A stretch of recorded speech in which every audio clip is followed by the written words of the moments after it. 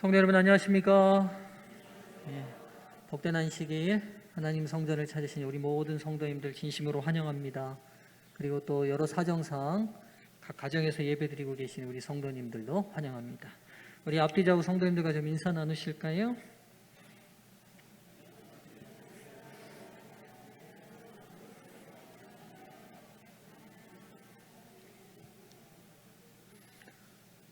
예, 오늘 우리 김영일 집사님이 시작하시는 기도, 여러분 기도 은혜로웠지요? 예, 오늘 김영일 집사님이 기도하신다고 1시간 전에 교회 오셔서 기도하기 전에 기도를 준비하는 그 마음이 제가 아름다워서 감동이 더 된 것 같습니다. 예, 그 마음 변치 않으시길 바랍니다. 예, 익숙해지면 사람이 변합니다. 예. 오늘은 요한계시록 22장 마지막 장입니다. 성경의 제일 끝장, 지구 역사의 마지막을 다루고 있는 최종적인 장을 시작하도록 하겠습니다. 오늘 1절부터 5절까지의 말씀을 먼저 좀 봉독하겠습니다. 예, 제가 봉독하는 것보다 우리 성도님들 성경을 좀 다 펴시고요. 성경이 없으신 분들은 앞에 부를 보시고 여러분들이 스스로 좀 읊조리시면서 오늘 본문을 좀 함께 좀 읽겠습니다. 제가 같이 읽지 않더라도 여러분들이 좀 본문을 쭉 소리를 좀 얕게 내시면서 여러분 들리게끔 내시면서 오늘 본문을 좀 읽고 오늘 연구를 시작하도록 하겠습니다. 그가 수정같이 맑은 생명수 하나님과 및 어린 양의 보좌로부터 나와서 길 가운데로 흐르더라. 강자 위에 생명나무가 있어 12가지 열매를 맺되 달마다 그 열매를 맺고 그 나무 잎사귀들은 만국을 치료하기 위하여 있더라. 다시 저주가 없으며 하나님과 그 어린 양의 보좌가 그 가운데 있으리니 그의 종들이 그를 섬기며 그의 얼굴을 볼 터이요 그의 이름도 그들의 이마에 있으리라. 다시 밤이 없겠고 등불과 햇빛이 쓸데없으니 이는 주 하나님이 그들에게 비치심이라. 그들이 세세토록 왕노릇 하리로다. 아멘.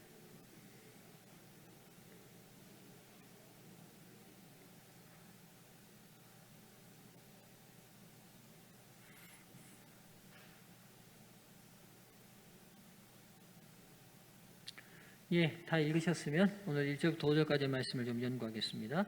22장의 첫 부분은 21장에서 요한이 이상으로 보게 된 새 예루살렘 도생의 내부 모습을 마지막으로 묘사하고 있습니다. 여러분, 본래 성경이 기록될 때 장과 절이 구별됐을까요? 아니에요.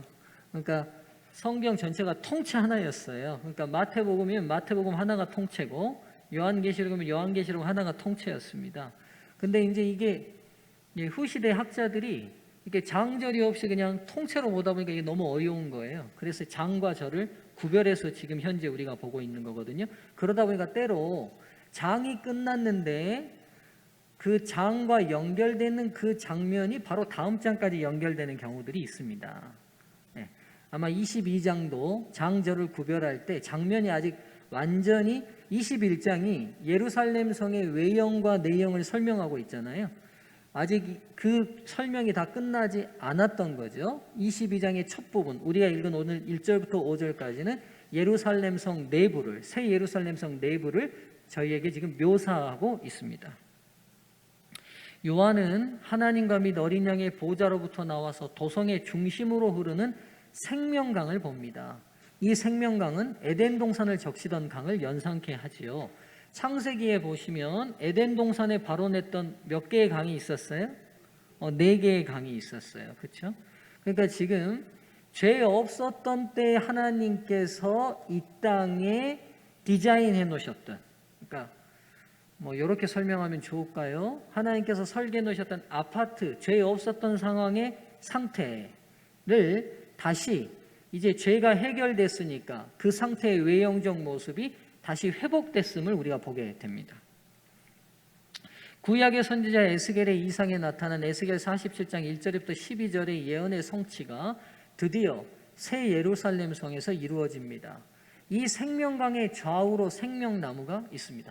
여러분, 여기서 유대교와 그리스도교를, 유대교와 기독교를 바꾸는 가장 중심은 메시아이신 예수님을 인정하느냐 안 하냐지만 또 하나 굉장히 중요한 것 중에 하나가 구약의 선지자들이 묵시로 예언해 놓은 예스겔 선지자든 이사야 선지자든 앞으로 종말의 사건에 이루어져 회복될 예루살렘이 유대교는 어디서 이루어진다고 믿는 거예요? 지금 이스라엘에 있는 현재의 예루살렘이라는 도성이 있는데 그 도성에서 이루어진다고 믿어요. 그래서 여러분 성지순례 가셨을 때 감람산에서 바로 기드론 골짜기를 건너서 보면 예루살렘 성이 보이거든요. 성전이 보여요. 근데 지금 예루살렘 성으로 들어가는 문 중에 쓰지 않고 돌로 막혀있는 하나의 문이 있습니다. 혹시 들어보셨어요? 그 문의 이름은? 못 들어보셨어요? 그렇죠? 네. 우리 성지순례 여러분 다녀오셨을 텐데 그게 황금문이에요. 황금문이라고 부르는 문이, 그러니까 지금 겟세마네 동산, 우리가 말하는 감람산이 예수님이 늘 기도하던 기도의 동산이었잖아요. 쉽게 말하면 얕은 언덕이에요. 이 얕은 언덕을 이렇게 내려오면 기드론 골짜기가 있고 이 골짜기를 또 올라가면 바로 예루살렘 성이 나오거든요. 그러니까 서로 이렇게 마주보고 있는 게 불과 지척간입니다. 이렇게 지척간이에요. 이렇게 지척간인데 이렇게 감람산을 내려와서 기드론 골짜기를 이제 지나서 이렇게 올라가면 예루살렘 성전이 바로 보이는데 지금 현재도 문 하나가 돌로 막혀 있어요. 이걸 황금문이라고 유대인들이 부르는데 그들은 지금도 뭘 믿냐면 이스라엘의 메시아가 오시면 어디를 통해 들어오신다고 믿냐면 그 문을 통해 들어온다고 믿어요. 그러니까 현재는 그 문이 그래서 누가 안 오셨기 때문에 그들이 기다리는 메시아가 오시지 않았더니 닫혀 있어요. 그러니까 지금 에스겔 선지자든 이사야 선지자든 말하고 있는 이 땅에서 회복될 하나님의 나라가 유대교는 어디서 이루어진다고 확신해요? 지금 현재 이스라엘인 예루살렘에서 이루어진다고 믿는 거예요. 근데 드디어 우리는 요한계시록을 통해서 이사야 에스겔가 선지자께서 예언해 놓으신 완벽한 회복이 어디서 이루어진다고요? 예수님 재림하신 이후에 하늘에서 그리고 이 땅에서 이루어질 것을, 그 실제가 이 땅 어디가가 아니라 완전한 하늘에서 회복될 것을 알고 계시록을 통해서 알게 되는 거죠. 죄로 인해 에덴 동산에 있던 생명나무의 접근이 모든 범죄한 인류에게 차단되므로 모든 인간은 죽음에 이르게 되었습니다. 여러분 예루살렘의 동산 중앙에는 두 개의 나무가 있었습니다. 그렇죠? 선악을 알게 하는 나무와 생명나무가 있었는데 이 범죄함으로 선악을 알게 하는 나무를 취함으로 인하여 하나님께서 에덴의 동편으로 아담과 하와를 추방하시고는 에덴의 동편의 길을 막으셔서 어디로 들어가는 길을 차단하셨어요? 어디로 접근하는 길을? 생명나무로 접근하는 길을 차단하셨어요. 그렇죠? 그러므로 인하여 인간에게는 뭐가 초래됐습니까? 죽음이 이르게 되었어요. 이제 죄로 인한 저주가 제거되므로 구속받은 자들은 누구나 어디에 접근하게 됐어요? 다시 생명나무에 접근하는 특권을 회복하게 됩니다. 범죄 전 아담과 하와가 누리던 영원한 생명의 선물을 그리스도의 은혜로 다시 얻은 것이죠. 그렇죠? 이 생명나무는 달마다 열매를 맺고 그 나무의 잎사귀들은 망국을 치료하기 위하여 존재한다고 지금 우리가 읽은 본문이 설명하고 있습니다. 자, 에스겔 47장 12절에서 에스겔 선지자는 이상 중에 이와 동일한 나무를 보았어요. 그리고 그 이상의 실제가 새 예루살렘 성에 존재한다는 것을 우리는 이제 계시록을 통해 알게 됩니다. 이 계시록의 말씀을 통해 생명나무의 잎사귀가 육신의 질병과 고통을 치료하는 효력이 있는 것으로 생각할 수 있습니다. 근데 여러분 그렇게 되면 그러나 요한계시록은 죄와 악이 완전히 해결된 회복된 새 땅에서 질병과 사망이 더 이상 존재하지 않는다는 사실을 24장 4절에서 분명히 밝히고 있어요. 그렇죠? 그러니까 지금 무슨 말이냐? 이미 하나님께서 준비하신 새 예루살렘 성에 구원받은 백성들은 이미 이 땅에서 죄로 인하여 얻게 된 질병, 육신적 연약함 다 해결된 채로 들어가요? 아니면 해결 안 된 채로 들어가요? 그러죠. 그렇죠? 그러니까 지금 우리가 주름 있는 모습으로 들어가요? 아니면 우리 안에 지금 염증이 있는 모습으로 들어가요? 아니, 그렇지 않는다고요. 완전히 홀연히 변화된 모습으로 새 예루살렘에 들어가요. 그렇죠? 근데 이제 여기서 이제 앞뒤가 안 맞게 보이는 부분이 이거죠. 생명나무의 잎사귀가 만국을 치료하는 잎사귀라고 말하고 있어요. 그럼 이미 우리는 구원받으면서 홀연히 다 변화돼서 완벽한 몸으로 들어가는데 왜 새 예루살렘 도성에 있는 생명나무의 잎들은 치료하는 효력이 있냐는 거죠. 그렇죠? 육신적 질병과 아픔 또한 죄의 결과물들이기에 죄가 제거된 새하늘과 새 땅에서는 결코 존재할 수 없습니다. 그렇죠? 육신적 연약함, 우리를 괴롭혔던 각종 질병들과 아픔들 존재할 수 없어요. 그래서 구속받은 존재들은 육신의 치료와 회복이 필요합니까? 필요치 않습니까? 필요치 않아요. 고린도서 15장이 분명히 말하는 것처럼 재림과 동시에 홀연히 다 변화돼요. 정말 이 자리에 앉아 계신 우리 장로님들, 집사님 중에서도 질병 때문에 지금 고생하고 계시는 성도님들 계시죠. 이 땅에서 어떤 의사가 나오고 어떤 치료약이 나와도 우리가 가지게 될 죄의 결과물인 이 육신적인 아픔들 다 치료되지 않을 겁니다.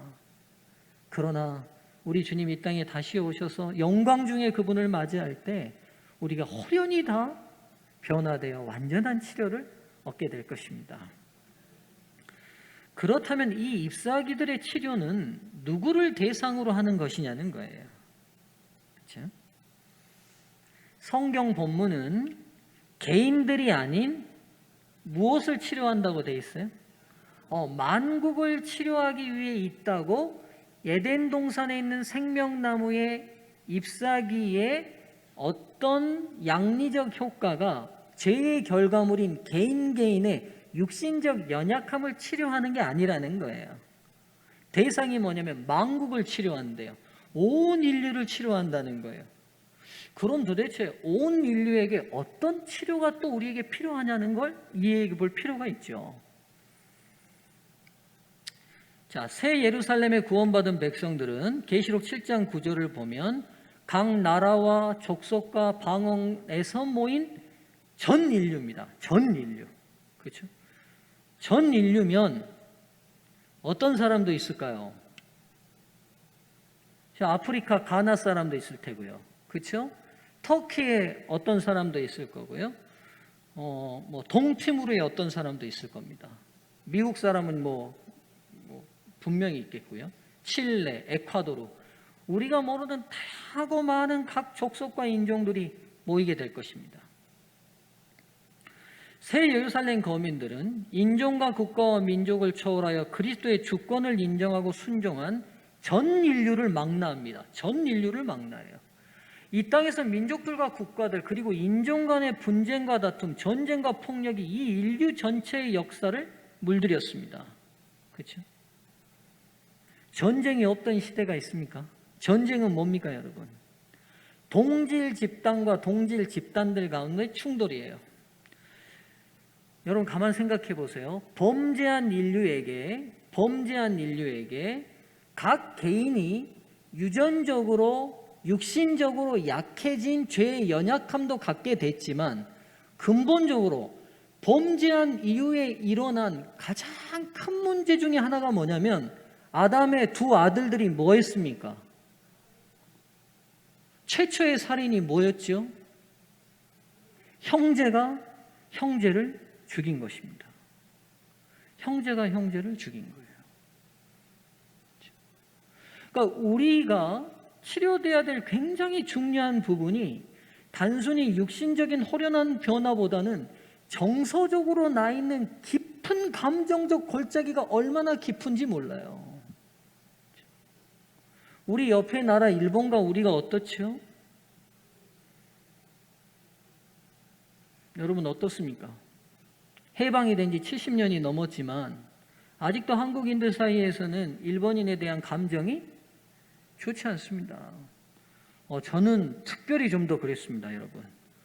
제가 그래서 제가 학교 다닐 때 도시락 중에 유명한 도시락이 코끼리 도시락이라고, 코끼리 도시락 아세요, 여러분?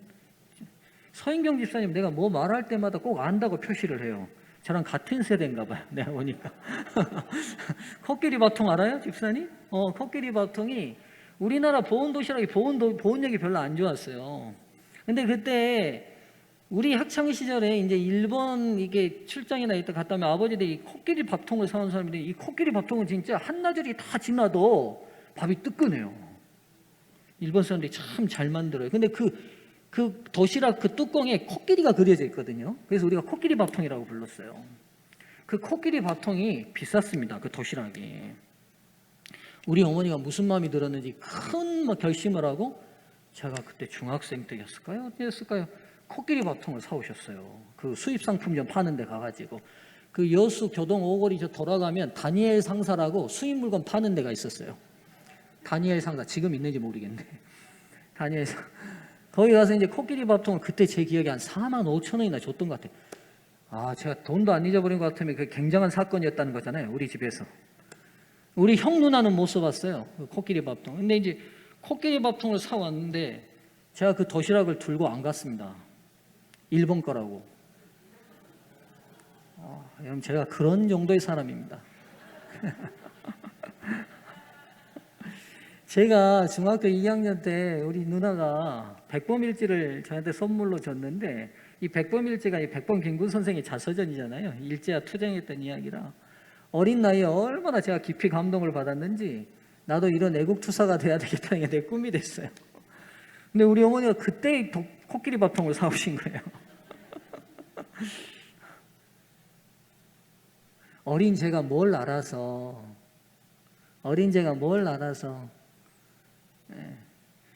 실은 뭐 여러분, 일본의 천황가가 백제 사람들은 다 우리랑 다 피가 섞인 같은 민족 아니에요? 근데 그들은 무슨 원한이 있어서 우리를 그렇게 괴롭혔고, 우리는 그 한 때문에 그들을 그렇게 왜 미워합니까? 여러분, 세계에서 소 요리를 가장 많이 알고 있는 민족이 누굴까요? 소 한 마리를 잡으면 소 한 마리로 만들 수 있는 요리를 가장 많이 가지고 있는 민족이요. 저는 절대 어려운 거 안 물어보죠. 누구예요, 그러면 여러분? 우리나라입니다. 여러분, 미식가로 제일 유명한 나라가 프랑스 사람들인데, 프랑스 사람들이 소 한 마리를 잡으면 23가지인가를 한다고 그래요. 요리로. 한국은 46가지인가를 한답니다. 모가지는, 이 머리로는 설렁탕, 그렇죠? 꼬리로는 꼬리곰탕, 발은 우족탕, 피는 선짓국. 버리는 게 아무것도 없어요. 근데 왜 요리가 그렇게 발전했는지 아세요? 소 요리가 왜 아무것도 안 버리게 온통 창자 곱창까지 다 먹어버리는, 그렇죠? 똥 빼고 곱창까지 다 먹어버리는, 소 똥구멍까지 다 먹어버리잖아요, 우리는. 그렇잖아요. 왜 그렇게 발달했냐고요. 이게 발달이라고 보지만, 그러니까 왜 못 먹게 됐어요, 여러분? 여러분, 우리는 끊임없이 고려 이후로부터 중국에게 조공을 해야 되는데, 조공할 때 늘 조공의 품목에는 한우가 들어갔어요. 조공, 그럼 한우 품목에서 중국 사람이 받을 때 뭘 받겠어요? 살코기를 받아요. 그러면 살코기를 몇천 두씩 조공하고 나면 그 부산물을 우리는 먹을 수밖에 없는 거예요. 그러니까 한국 사람들이 실은 중국 사람들도 좋아해요, 안 좋아해요? 그래서 우리가 중국 사람들 뭐라고 불러요? 떼놈이라고 그래요. 일본 사람들은 외놈이라고 부르면 다행이게 쪽발이라고 부르죠. 그렇죠? 그럼 여러분, 우리만 그러냐는 거예요. 가만 생각해 보세요. 우리 민족, 지금 한민족이 살고 있는 이 한반도인 우리 대한민국과 이웃 국가만의 관계만 그럴까요?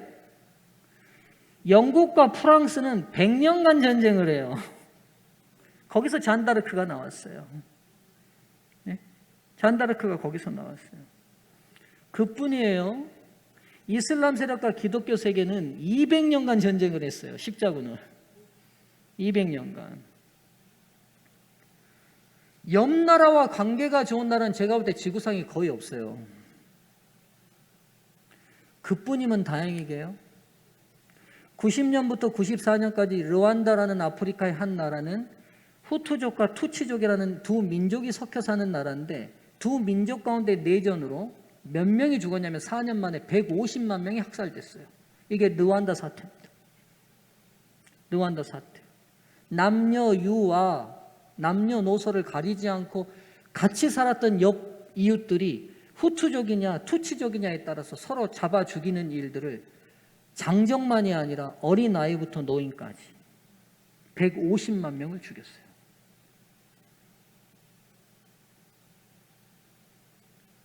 인류 역사를 우리가 들여다볼 때 서로 절대로 하나 될 수 없는 역사와 상처들을 계속 끊임없이 주고받았어요. 우리가 아무리 육신적으로 회복돼도 서로 민족 간에 주고받은 아픔과 슬픔과 정서적 고통들은 치유되지 않으면 절대로 하나 될 수 없어요. 하나 될 수 없어요. 지금 현재도 러시아와 우크라이나는 싸우고 있습니다.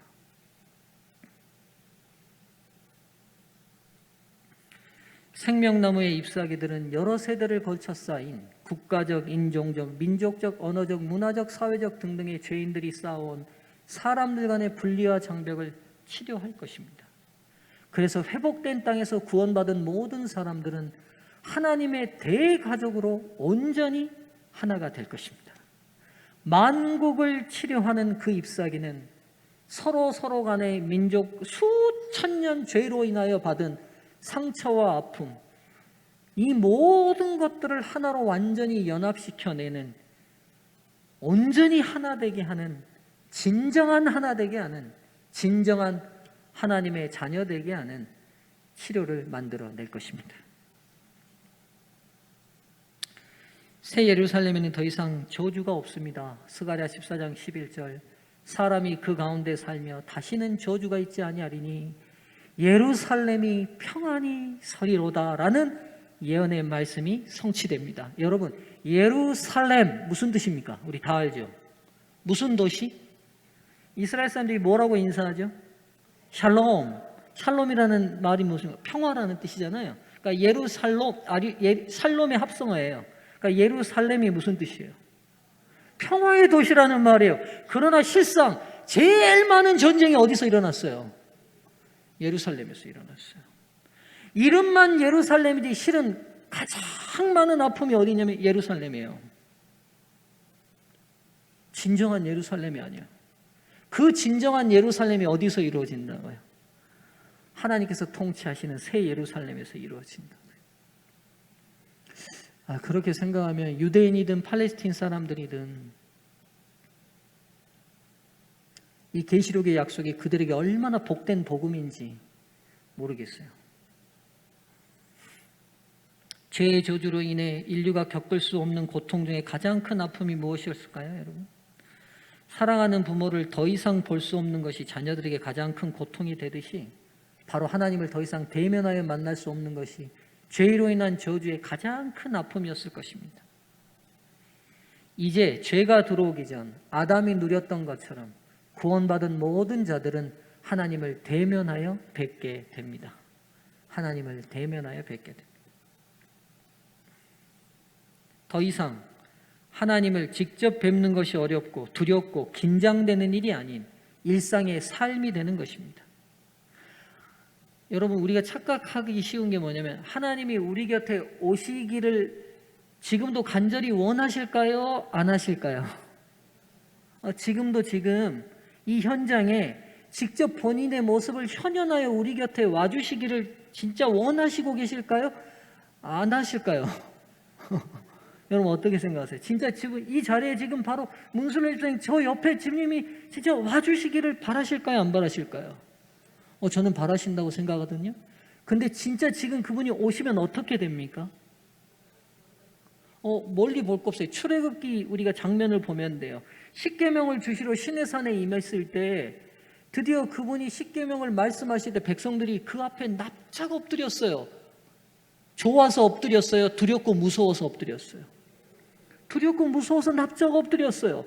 그분이 진짜 두렵고 무서운 분이어서 그런 거야? 아니면 죄인이 어쩔 수 없이 하나님 앞에 가질 수 없는 감정이에요. 죄인이기 때문에 그러는 거예요. 죄인이기 때문에. 그분이 무섭고 두려운 존재가 아니라 그분 앞에 죄인은 어쩔 수 없이 그렇게 위축되는 거예요. 그러니까 하나님께서 현현하셔서 시내산 위에서 율법 10계명을 선포하시는 동안 백성들이 그 소리 듣다가 뭐라고 모세한테 얘기합니까? 뭐라고 얘기하죠?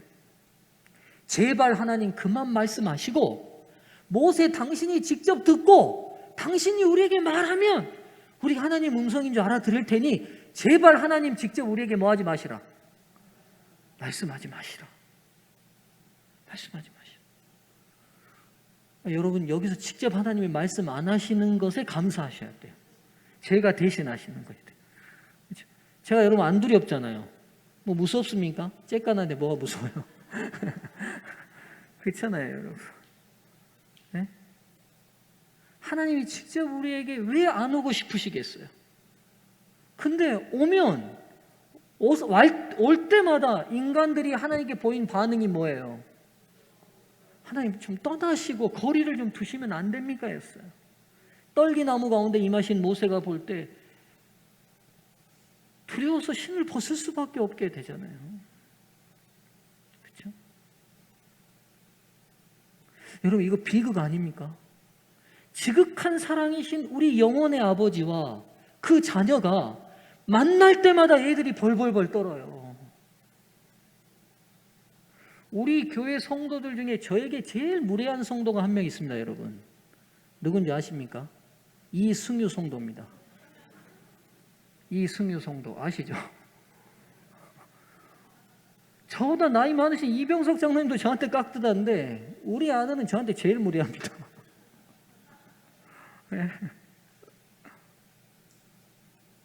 부모 자식과는 그래야 되는 거 아닌가요? 인간이 가진 비극이 좀 우리가 좀 느꼈으면 좋겠어요. 우리를 죽도록 사랑하시고 아들까지 내줘도 아깝지 않게 여기신 하나님과 우리와의 관계임에도 불구하고 그분의 직접적 현현 앞에서는 우리는 막 벌벌벌 떨어요. 무서워서, 두려워서, 공포스러워서. 얼마나 큰 비극입니까? 그런데 드디어 하나님이 본 모습 그대로 매일 우리와 함께 해도 신술래 집사님 이제 안 무서워하시는 거예요. 보고 싶어도 또 보고 싶은 거예요. 그분을 찬양하고 경배해도 이제는 두려운 마음으로 찬양하는 게 아니라 어린아이가 어머니에게 매달리듯 얼마나 놀랍고 가슴 벅찬 일이겠습니까? 오늘 이 안식일 우리가 그 하늘이 고대되기를 간절히 바랍니다. 구원받은 자들은 그들의 이마에 하나님의 이름이 기록됩니다. 이것은 우리가 그분의 온전한 자녀로 회복된 증거로 자녀가 부모를 온전히 닮듯 죄 없으신 그분의 품성을 그대로 반사하게 될 것입니다. 우리가 이미 이제 뇌과학이 너무 발달하다 보니까 왜 이마에 하나님의 이름이 새겨졌는지 이제 우리가 과학적으로 충분히 이해하게 됐어요. 인간의 이성을 관장하는 뇌가 우리 이마 뒤에 있는 전두엽이라는 거 이제 우리가 알게 됐어요. 우리의 인격이 어디서 나오느냐? 이마 뒤에서 나온다는 걸 알게 됐어요.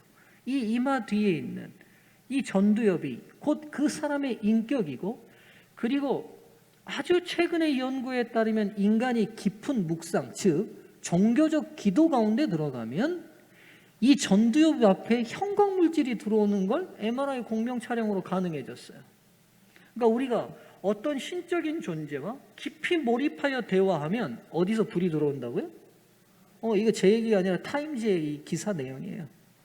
티벳의 승려들의 뇌를 찍었더니만 그들이 깊이 묵상 중에 들어가면 이 앞에 이마에 형광물질이 들어오더래요. 근데 여러분 놀랍게도 화인여사께서 이 얘기를 치료봉사에 해놓으셨어요. 하나님은 우리의 뇌신경과 교통하신다. 뇌신경과. 하나님, 뇌과학이 아무것도 없었을 때 그분이 그러니까 정말 계시받은 분이면 우리가 영감 있는 분임을 알 수 있어요. 뇌신경과 교류합니다. 드디어 거기에 그분의 이름이 새겨졌다는 말은 이제 우리의 인격이 온전히 누구의 인격이 됐다는 거죠? 하나님의 인격이 됐다는 거예요. 하나님의 인격. 또한 하나님과 친밀한 교제 속에서 구원받은 백성들은 밤이 없는 주의 영광의 빛 속에서 세세토록 뭐 한다고요? 왕노릇하게 됩니다. 여러분 여기서 근데 우리가 왕노릇을 잘 기억하십시다. 이 영원한 시간 속에 구원받은 백성들의 왕노릇은 지상의 왕들의 굴림과 압제의 왕권을 행사하는 것과는 본질적으로 다른 겁니다. 본질적으로 달라요. 구원받은 자들의 왕노릇은 우리 주님께서 왕이시지만 사랑과 섬김의 봉사로 그의 왕권을 발휘하시잖아요. 그러니까 계시록에 예수님이 등장할 때 죽임당한 어린 양이라고 묘사해요. 그분이 지금 왕으로 하나님 보좌 우편에 앉아 계시는데도 계시 가운데 본 예수님의 모습은 뭐 당한 어린 양이에요? 죽임당한 어린 양이에요. 그러니까 그분은 왕권을 힘과 능력으로 받아서 군림하는 게 아니라 사람이 감당할 수 없는 사랑의 봉사로 감동시키는 왕권을 발휘하세요. 그의 왕권을 발휘한 것처럼 전 우주의 하나님의 피조 세계를 향한 구원받은 자들의 사랑의 봉사와 섬김이 영원히 지속될 것을 말하는 거예요. 그러니까 세세토록 왕노릇을 한다는 말은 우리 주 예수 그리스도가 왕으로서 어떻게 행동하셨는지 아시잖아요. 이 땅에 오셔서 제자들의 발을 씻기시고 나와 환자의 피부를 만지시고 창녀와 세리의 친구가 되어주셨던 게 그분의 왕권에 행사셨던 것처럼 우리가 세세토록 왕노릇을 한다는 말은 무슨 말이냐? 누구에 군림하는 게 아니라 온 우주 거민들에게 뭐 하는 거예요? 봉사하는 거예요. 사랑의 봉사. 그게 하늘의 왕이에요. 예수님께서 인성을 입으시고 이 땅에 오셔서 죄인을 위해 섬기시는 사랑의 왕이셨던 것처럼 저희들도 온 우주를 섬기는 사랑의 왕 노릇을 하게 될 것입니다. 네. 이 하늘 어느 누구도 우리 성도님 중에 잃어버리시는 분 없게 되기를 주의 이름으로 간절히 축원합니다. 네.